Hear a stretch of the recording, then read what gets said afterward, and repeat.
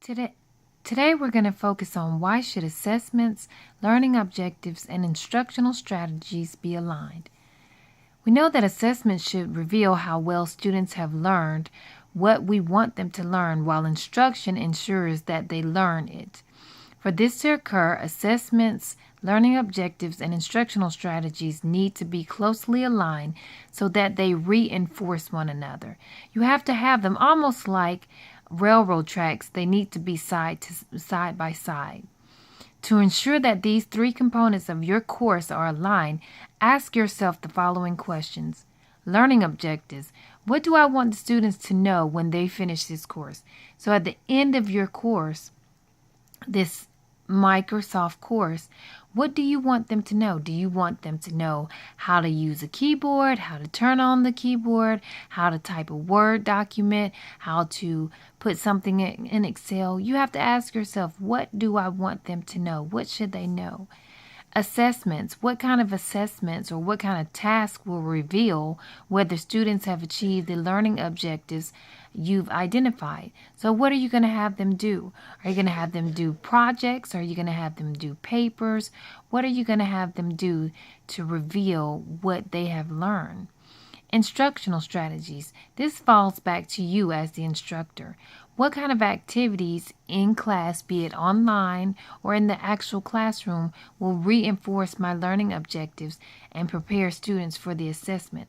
So it's your job, it's our job as instructors to make sure that we're preparing students. So we have to make sure that they get everything they need. So in our instruction, we have to be purposeful, making sure that we are teaching to all learning styles.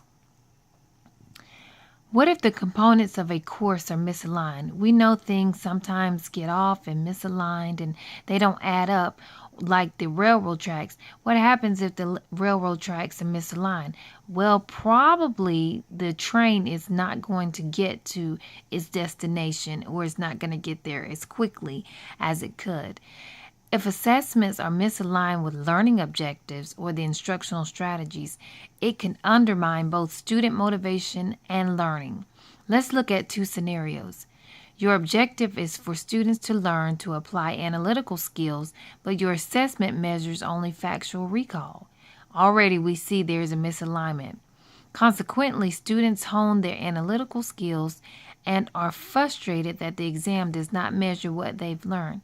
If you're showing students through class A, B, C, D, and then you test them on E, F, G, H, it's going to be very frustrating.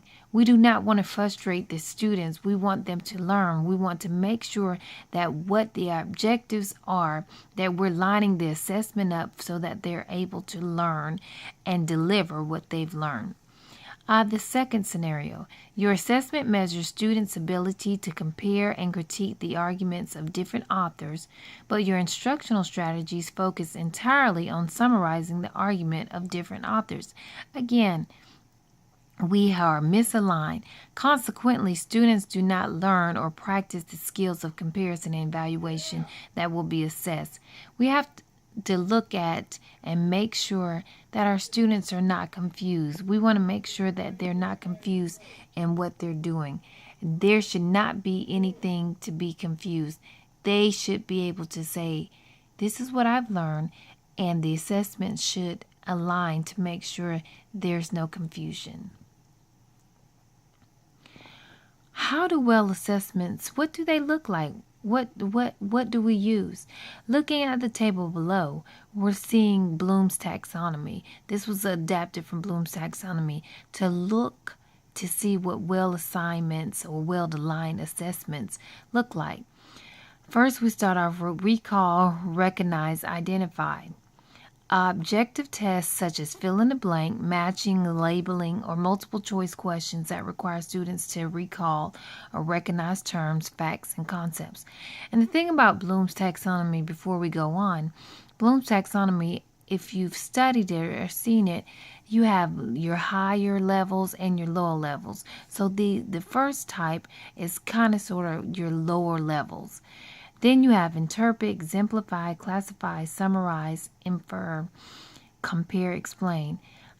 Activities such as papers, exams, problem sets, class discussions, or concept maps, these areas will take care of, require students to summarize the readings, films, speeches, compare and contrast, classify, categorize. Next, apply, execute, implement. Activities such as problem sets, performances, labs. This allows students to apply, execute, and implement. As we go on with some more well-aligned assessments from Bloom's taxonomy, analyze, differentiate, organize, attribute. Activities such as case studies, critiques, labs, papers, projects, debates, things that we typically see more in graduate school. Students are required to discriminate or select relevant or irrelevant parts, determine how elements function together, determine biases, values, underlying intent, and present materials. Evaluate, check, critique, assess.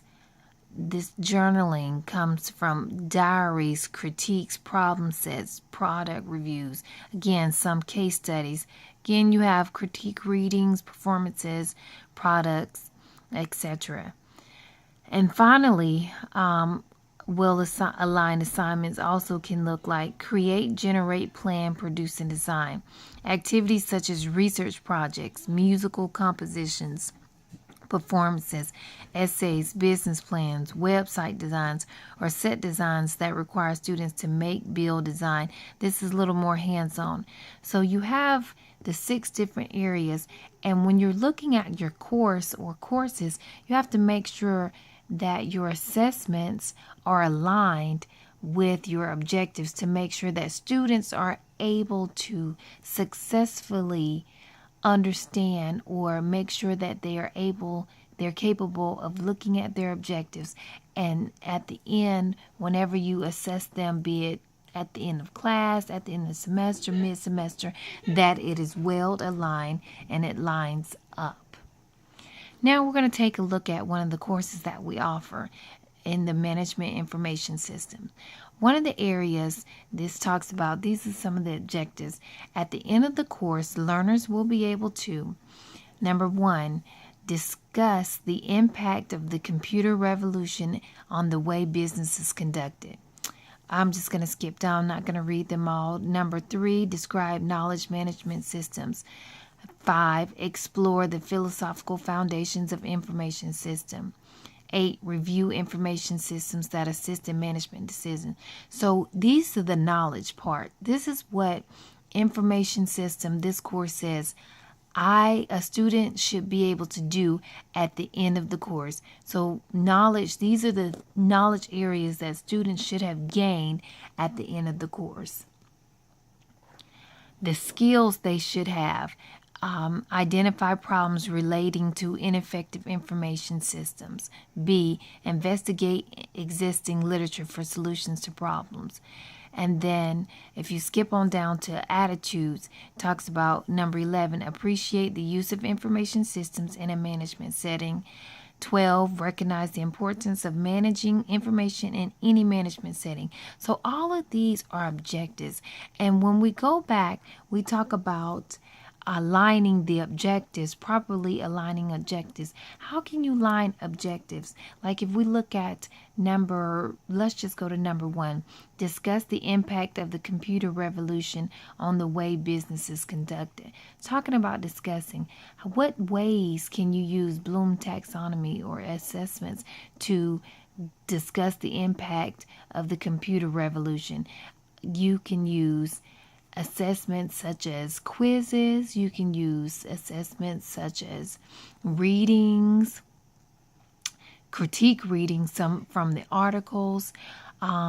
Even going back, you may have to recognize terms, facts, concepts. You may have to summarize some of the readings that you have in order to make sure that you're aligning. So every single objective that you have to make sure that you have a well-aligned assessment to go with it. Whatever you're wanting the student to learn, you have to have a way to make sure that they're learning. So essentially, when we look at well-designed, aligned assessments, we have to make sure that every objective that we have is well aligned with the course assessments, so that the students in the end will do very well. They will excel and hopefully pass the course.